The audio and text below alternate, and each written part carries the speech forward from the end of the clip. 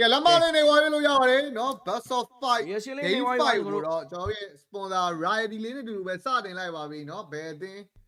SRG နဲ့ Lower Final ဆော့ရမှာလဲဆိုတော့အဖြေပေးမယ်ပွဲပါဂျားထဲမှာတော့သူတို့နည်းနည်း break time တော့ပေးမှရမယ်နော်ဒါ game 5D ဆိုတော့မင်းအဲ့နောက်တစ်တင်းဆော့ရတယ်တင်းပေါ့နေပါရဲ့ဒါကြီးအေးနိုင်ဝိုင်းပို့ပြီးတော့ break time ပေးလောက်တယ်ဟုတ်တယ်အင်ရှင်သင်းဆိုတော့ကဲဂျာဇူကီယူရေးနဲ့ဂျန်ဂယ်ကြီးနော်ဟုတ်ပါမလားနော်ကဲဒီဘက်မှာတော့လီယိုမော့ရဘတ်ဒီဘာတွေပဲရင်တော့စာဟီရာအနေနဲ့တော့ဂျန်ဂယ်လေးတော့ light တော့နှောက်ချင်တယ်ဆိုပေမဲ့ဘယ်တော့မလွယ်သေးတဲ့အနေထားပါ JP လည်း light တော့ scout ပေးနေတယ်ဗျဒီပွဲကအကုန်လုံး disable ပေးလို့ရတယ် bro တယောက်မှ purify နဲ့မစော့ဘူး bro နော်ပွဲကတော့တော်တော်လေးစိတ်ဝင်စားဖို့တော့ကောင်းပါတယ် OH Asma Radar ကတော့ share ဖြဲတာနော်ဒီပွဲသူတော့ gain ကောင်းတယ်ညီကို OH Asma ကဲပွဲလေးကတော့ငိန်တက်လေးပဲသွားထားသေးတယ်ပေါ့နော် game fight တွေရဲ့ဘောတဘာဝရတော့နော်အေးဆက်ဆက်လေးနဲ့ပဲတွားဖလက်ကပြောနေတော့မရှိသေးတယ်ချနေပြီလို့အဓိကတော့ဒီမျိုးတစ်ဖက်နဲ့တစ်ဖက်အကျော်မခံဘူးပေါ့နော်ခြေပြီးလဲဒီဘက်မှာသွေးတော်တော်နေဝိုင်းမယ်ဒီကောင်အချိန်တိုင်းတော့ quiz set ကကောက်ဟီးမှာဆိုတော့လေရာသွေးရတော့ပြန်ပြေးတယ်အဲ့လိုမျိုးတော့မစောင့်ညင်တဲ့အာလက်အနေနဲ့ recall ပါတန်းထောက်သွားတာမနော်ဒီကောင်လည်းခြုံထဲဝင်သွေးတက်တာပဲဒါပေမဲ့ဒီကောင်အဲ့လိုမျိုးစောင့်နေတော့တယ်မလားသွေးပြင်းနေလေလမ်းကို bucket တစ်ချက်ပြန်ထောက်မှာ RV ကတော့ဒီဘက်မှာ OHAP lane တွေပါဖြတ်စားနေတဲ့နေတာတစ်ခုမှာတော့ physically ပြန်ပြထားရတယ် OHAP ကိုတော့သွေးလျှော့တယ်ပြီးရင်တော့ go crab ဘာညာစားရမယ်ပေါ့နော် okay ပါကဲ Sunford level 4ရှာတော့ရပြီနော်တေချတော့မလားဂျူရင်းနဲ့ချန်ကင်နဲ့ဆိုတော့လေနော်အဲ့လိုယူဆောင်တွေပါတွေလောက်ကြီးကြောက်မယ်တော့မထင်ဘူးလာတော့ချက်အောင်ပါတတေကဟီဂျူမီမှာ no flicker တော့ဒါဒီကောင်ဘယ်ကွန်လည်းမရှိသေးဘူးငါအဲ့ဟီဂျူမီတော့နည်းနည်းစိတ်ပူတယ်ဒါပေမဲ့ဒီလေနဲ့ခရီးအုပ်ကိုတော့မြန်မြန်ဆန်ဆန်ရှင်းလိုက်မယ်ဆိုရင်တော့ဒီကောင် level 4ရောက်သွားမှာတော့အမှန်ပဲအမလေးယူဆောင် black dragon form နဲ့ yazuki ကိုတော့ dragon တေးအပြည့်ထိဝါပြီးတိုင်းအဲ့ဒါနားတယ်နော် yazuki leoma strike တွေကြားမှာမလုံတင်ဘူးဒီကောင် dragon တေးအပြည့်ထိဝါတာ best damage နဲ့အဲ့မှာလဲ alec ထက်ရှောသွားရင်လည်း liquid အနေနဲ့တော့ early game time မှာ hiroki နှစ်ကောင်နဲ့ first starting နဲ့တော့အစဖွင့်ထားပြီဟော yazuki ကဘာတွေလုံးနေတာလဲကောင်မင်းတကယ်အရင်ကြုံလာရင်စပြီကိုသွေးကိုလည်းမကြည့်ဘူးလို့ပဲလီယိုမမြင်းခေါ်ပြီးချက်ထိုးသွားလိုက်တာရောင်လေးနော်ကဲဘာမှမခုတ်လဲပေးရတတယ်လဲပေးရတော့ဖြစ်သွားရင် liquid နဝတ်ထောင်အသာသီးနဲ့တော့စတင်ဥဆောင်နေခဲ့ပြီပဲဖြစ်ပါတယ်နော်ယူရင်းနဲ့တွေကဘလက်အားလင်းကြီးမောက်လို့မရဘူးဘလက်မင်းငါ့ကိုကြုံမှုရမလားဒါတင်း7တော့အဲ့တိုင်းပဲဟုတ်တယ်ကဲအာလက်တေးပြန်ပြီရောက်ရေးပွဲကနော်ကျွန်တော်တို့မြင်နေတဲ့မြန်မြန်ဆန်ဆန်ပွဲမျိုးမဟုတ်ဘဲနဲ့တစ်ဖက်သက်ဆောင်းရင်းဖြစ်သွားမှာတော့စိတ်ပူတယ်ယူရင်းနဲ့ရဲ့ impact ကိုကတော့အဲ့လိုမျိုးအားလီးကင်းကလေးကတော့အဲ့လိုမျိုးတာပြီဆိုရင်တောက်လျှောက်တာသွားမှာဒါပေမဲ့ကျိုးပြီဆိုရင်လည်းအဲ့ယူရင်းနဲ့ကကုန်းကောက်တရားမရှိတော့ဘူးညီတို့ဟုတ်တယ်ခုလဲเนาะတခါတီထားတာနဲ့တက်ပြီးတာရောက်ရေးဟီဂျူမီစီကနေစပဲတောင်းနေတာဘဲကုန်းမခုံနောက်မှာတော့ JP သွေးတဝက်လောက်တော့ရော့သွားခဲ့မယ်မလဲအချိန်တိုင်းလဲကွစ်ဆက်ကကောက်ဟီးမှာဆိုတော့ဒီကောင်းရဲ့ခါလီကတော့အဆင်ပြေပါတယ်ဘရိုလိန်နေရွေးနဲ့ဖန်မှာလို့ဆရာသမားအလဲမှာဗတယ်လာဆိုင်ပေးနေတာနဲ့တော့เนาะဂျန်ဂယ်စားဖို့တွေနောက်ကျနေခဲ့တဲ့နောက်မှာကာတီးသီးနဲ့ level 2ဆင့်စားတော့ကွာလာတဲ့အပိုင်းလေးတွေရှိမယ်เนาะ family တွေပါကွာလာမယ်ဆိုလို့ရှိရင်တော့เนาะအေးဘက်ကတော့ပို့ပြီးခတ်လာနိုင်တဲ့အနေအထားမျိုး second တက်တယ်လောက်မှပဲ recover ပြန်လုပ်ဖို့အတွက်ဗတယ်လေးခုတော့စိုင်းကြည့်အောင်မလားဘူးလို့တွေကတော့ဟိုမှာလဲယူဆောင်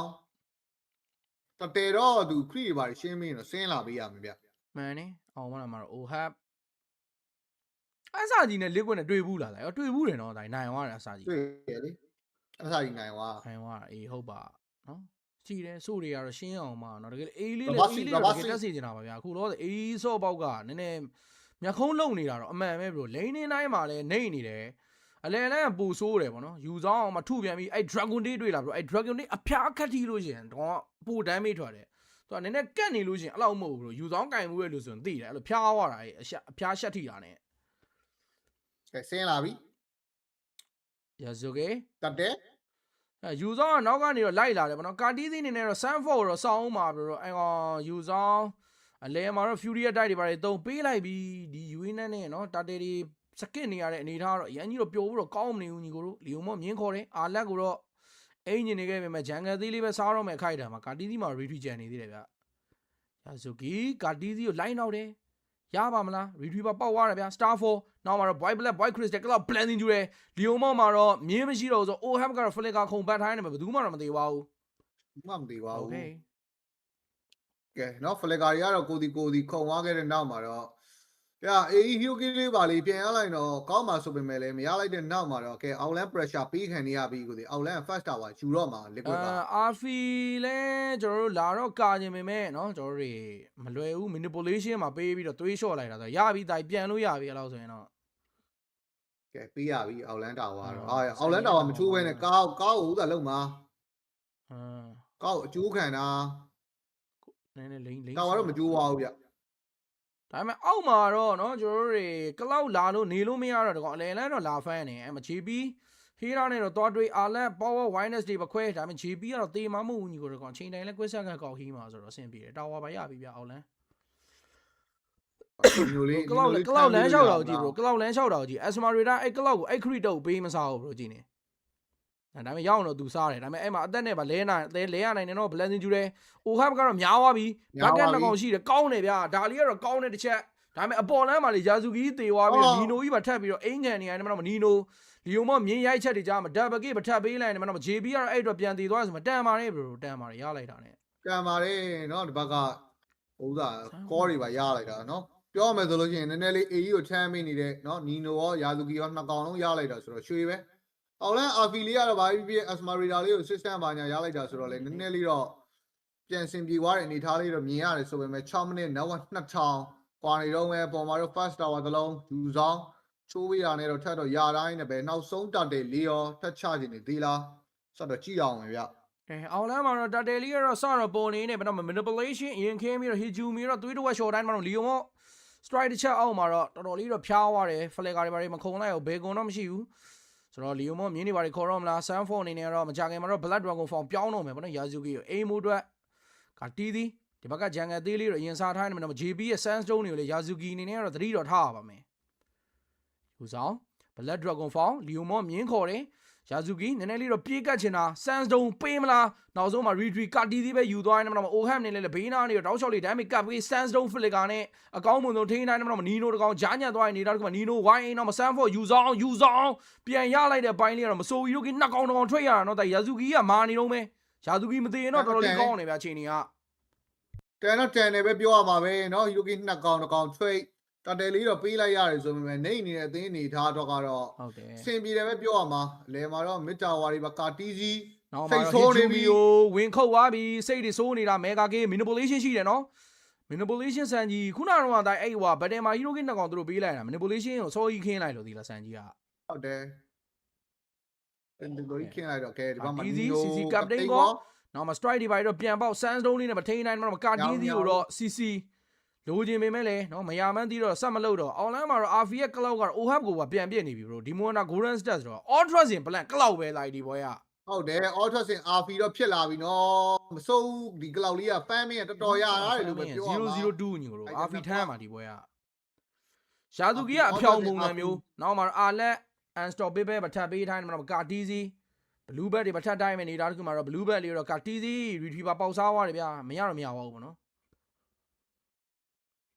အဲ့ယာဇူကီကတော့ချုံနေနေတော့ပိုက်ပေါက်တာယူဆောင်လက်ကောင်ကိုဖောင်းနေပါအလဲလဲ first tower ယူနေပြီကွာနော်ဒီကောင်နေရမယ်မပိုင်ချင်းအောင်မရိုက်တဲ့သဘောဗလန့်ကြီ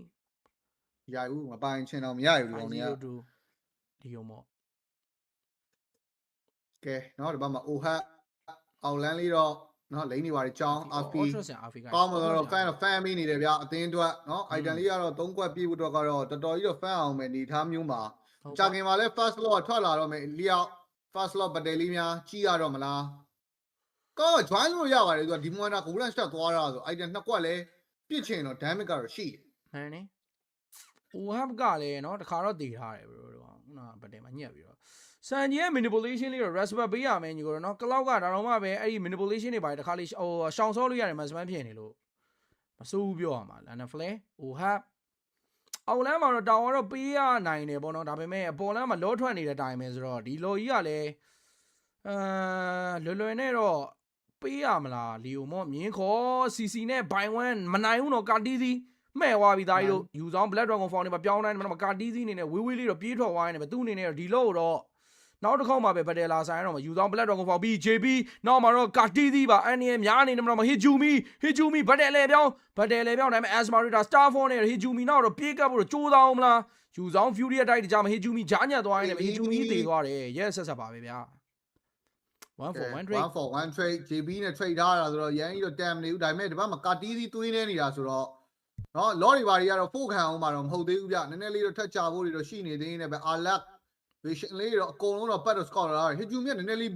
ရောရတာနော်သူဒီဘက်ကကာတီးသီးလောက်ရလိုက်ရင်တော့တန်နေဆိုပေမဲ့ manipulation ဖြတ်ထားလိုက်တော့ဥစ္စာမတက်ရက်လို့ဖြစ်သွားတာဗျာသေးလားလုံးဝ ဒီပွဲကဘယ်သူထမ်းမေးမှာလဲနီနိုနဲ့အာဖီစိုက်လိမ့်နှစ်ကောင်ထမ်းရမှာသေးလားယာဇူကီတို့အာလက်တို့ဟီဂျူမီတို့အဖြောင်ပုံစံမျိုးလေးနည်းနည်းလောက်အသုံးဝင်ပေးရပြီသိလားဟုတ်တယ်စီစီကပတိန်ကောယူအေနဲ့ဝင်လာပြီနော် JP ကွစ်ဆက်ကလေးတော့ကောက်ကြီးရတယ် JP လေးတော့ရောက်အောင်အဆုံးတက်ထားသေးတယ်ဗျာ4ယောက်5ယောက်အားနော်ညီတို့4ယောက်5ယောက်အားဖြစ်သွားပြီဟုတ်တယ်အသာဒီပဲအသာဒီနဲ့ဆိုင်ရမှာအေးကြီးယူဆောင်မှာတော့ Black Dragon Form တော့ရှိတယ် Asmarita လည်းဒီဘက်ကဟီဂျူမီကိုကတ်ညွန်နေတယ်မတော့အိုဟတ်ဖလေကာတော့ကြံနေသေးတယ်ဗျာသူ့အနေနဲ့မသေးမှန်းတော့သိပါတယ်အာလက်မွန်စတာကီ attention တောင်းတာများဝိုင်းနေမှာယူဆောင် Black Dragon Form Cloud Blending ကျူတယ်နောက်မှာ Land Flare လေးနဲ့မကင်ပေါက်ထိုင်းမှာအိုဟတ်အနေနဲ့ဖလေကာခုံတော်ကမသေးပါဘူး Sunfall လေးတော့ရမလား manipulation ကြားထဲမှာတော့တန်းပြောက်သွားတယ်ဟီဂျူမီလေးလည်းမြင်နေရတယ်ဗျာပေါ်လမ်းမှာတော့လီယိုမော့ရဲ့ခုတ်ချက်တွေနဲ့နီနိုတကောင်မှာဂေါ်လိုက်တော့ပေးလိုက်နေတယ်လီယိုမော့အနေနဲ့တော့တွေးတော့နဲနေပြီယာဇူကီပြေးလာတယ်ဒါပေမဲ့လီယိုမော့မြင်းရှိနေသေးတယ်ကလောက်ရဲ့ပစ်ချက်တွေလည်းပါနေနေနောက်ဆုံးမှာတော့ကာတီးသီးကိုတော့ရောင်းတော့ကေးယူပေးထိုင်းတယ်ပဲလောလှုပ်လို့မရအောင်လို့ထိန်းလိုက်ပြီဒါပေမဲ့ယာဇူကီလည်းပြန်သေးမယ်နဲ့တူတယ်ယာဇူကီမာတယ်နော်ညီတို့ယာဇူကီကမာတယ်နော်မသေးဘူးရောင်းကြီးမသေးဘူးယာဇူကီကကောင်းသွားပြီကလောက်ပစ်ချက်နဲ့ JP လေးပါပြန်ရလိုက်မလားကင်းလင်းစပီယာဇူကီမန်နာမရှိတော့ဘူးဟုတ်တယ်မန်နာတော့မရှိတော့ဘူးဆိုတော့လော်လေးပဲလုံမလားကာတီးသီးမထွက်သေးဘူးနော်လော်လုံချင်တော့လုံလို့ရ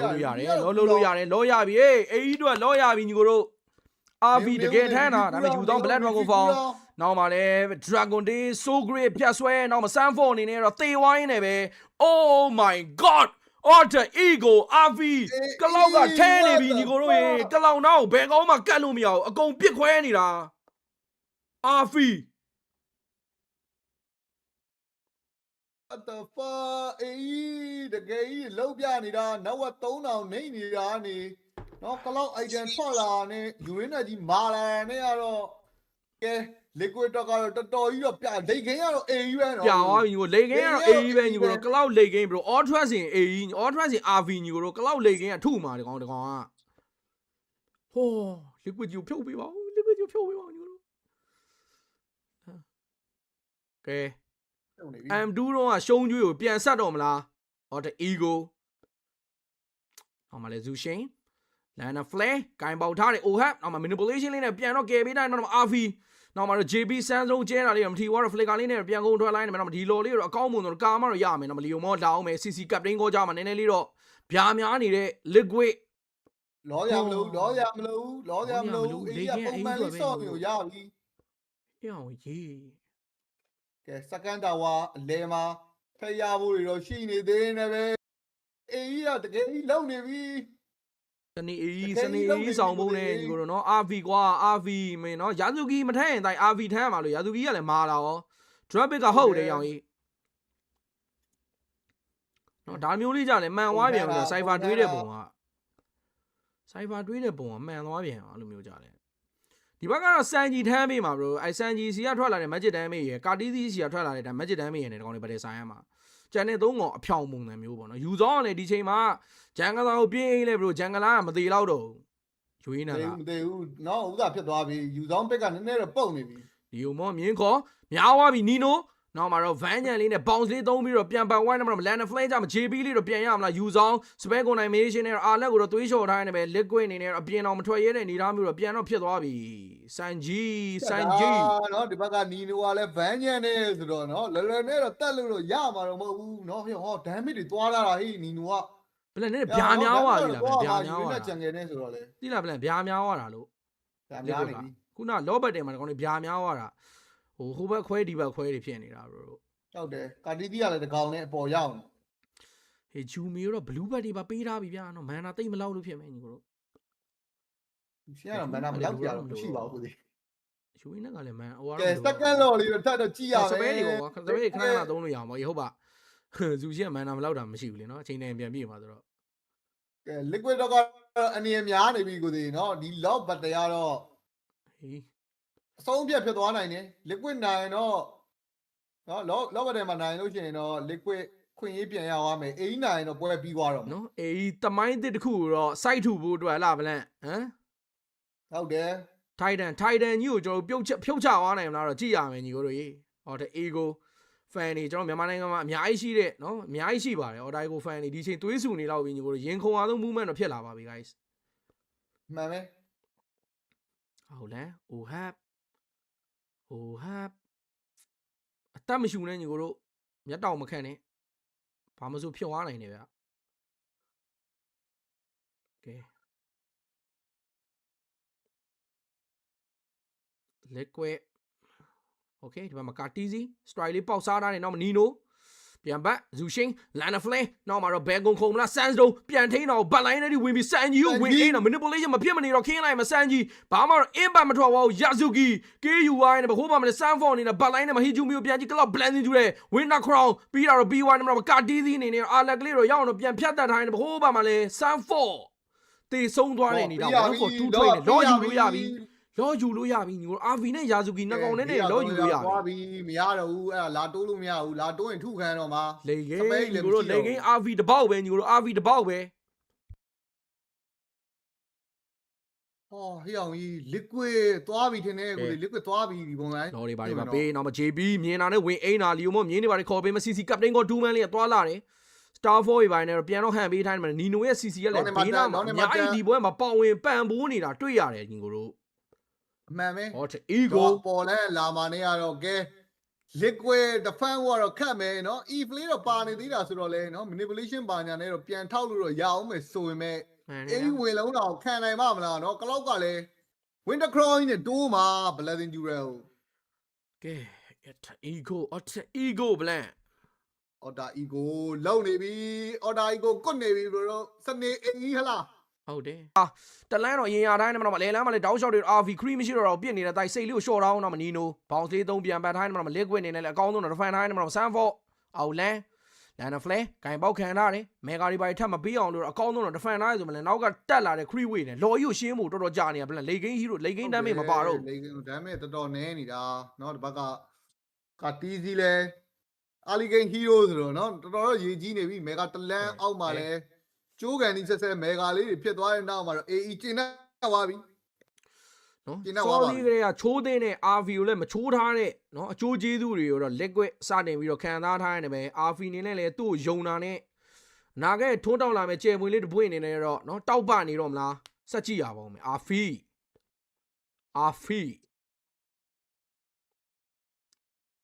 ဟိုဟာဘလန်တကယ်တိုင်း RV ကသူနာကိုကတ်လိုက်ယူဆောင်တယ်တကောင် respect မပေးတော့ဘူးဒီလားပြက်မှာခုနကတော့မင်း blessing jewelry ပဲဖြန်းတယ်တော့ငကားလေးပေါ်မှာနေဖြားသွားတာဒါကြီးကဲเนาะဒီဘက်မှာယူဆောင်ကြီးကလည်းတကယ်တိုင်းပြောရရင်အိမ်မတာကမရှိတော့ဘူးလို့เนาะကလောက်သွားအိမ်လို့လည်းမရเนาะဒီဘက်ကယာတူကီကလည်းယူရင်းနဲ့ကြီးဖြစ်နေတာဆိုတော့Sanford impact ကတော့တဖြည်းဖြည်းနဲ့တော့ကျလာပြီလို့ပဲပြောရမှာနော်ခုနကလည်းစန်ကြီးနော်ဒါကြီးလောဘတ်တင်နာမှာသူတို့ဗတယ်လာဆိုင်မှာတိတာနဲ့စန်ကြီးတော့အကုန်ဝင်လုံးတာဒါကြီးဖလီကာတွေပါတွေတောင်းဟလားအဓိကတော့ဟေဂျူမီပေါ့ကွာဒါကြီးဖလီကာရောဘယ်ကုံရောခုံပြီးတော့ဟေဂျူမီနောက်ကိုပြေးကတ်တာဟိုစန်ကြီးနောက်ကိုပြေးကတ်တာပြောတာဟေဂျူမီတော်တော်ကောင်းအောင်နေပြောအဲ့ပတ်တယ်ကဟေဂျူမီစကိုင်းဘီသာစတက်30နဲ့နော်အကုန်လုံးတော့လေးပေါ်မြောက်ပေးမယ်မိတ်ကလေးတစ်ကောင်ပါညီတို့Okay. Let's go, guys. Let's go. Okay. ဟိုဟာအစမာရီဒါကြီးဆိုတော့လေနော်များဆဆတော့ထမ်းပြီးလို့ရနေတဲ့နေသားမျိုးRV Blessing Jewelry ဖြန်းနိုင်တယ်ဘိုးမယူဆောင်တင်းဆောင်နေတာ RV ကို P35 Dragon Day ဆိုမှာ Winter Crown ခဲပြီးတော့ Bay Wine မှာ Immortal မှာကောက်ဆော့ Wine မှာတော့ Cloud နေနဲ့ဝင်ပြစ်ပြီး Sanford ကောင်တည်သွားသလိုကာတီတီ Double K မှာထပ်ပေးထားနေတယ်ပဲလုံးဝ Final Position တခုဖြစ်တော့မှာနော် Triple K ဟီဂျူမီနဲ့တူနောက်ထပ်နေတော့ JP နဲ့ Sanji နှစ်ကောင်ပဲကြံတော့တယ် No more liquid ညီကိုတို့ဟောအန်လို့ရလားမလဲRV ဘိတ်ဝါတာကဲအမလေးကိုလောတဲ့ယာဇူကီတကောင်တော့ပြန်ပေးလိုက်ဆိုမှ4ယောက်2ယောက်နဲ့တော့အကောင်းဆုံးတော့တောင်းခံနေပေမဲ့ liquid စန်ကြီးနောက်မှအာလက်လန်ဒီဖြတ်လျှောက်ကလောက်ရဲ့ပြစ်ချက်ကိုတော့ခြေပြီးမခံစားနိုင်တော့တဲ့ဆို liquid သရုံးကြီးကတော့ရိုက်ချိုးခံနေရမယ်ခရီးမရှိတော့ cloud blessing ကျူတယ်ဖြန်းဝိုင်းနေမှာစန်ကြီးသေဆုံးသွားတဲ့ခိုက်တယ်မှာ9ကောင်လုံးတင်းဝါရောက်နေတူသရုံးကြီးကိုရိုက်ချိုးသွားနေမယ် alter ego game number 5မှာတော့အနိုင်ရရှိသွားရင်းနဲ့ပဲ liquid ကိုတော့ M7 နေပြီးတော့ဖြုတ်ချလိုက်ပြီပဲဖြစ်ပါတယ် What?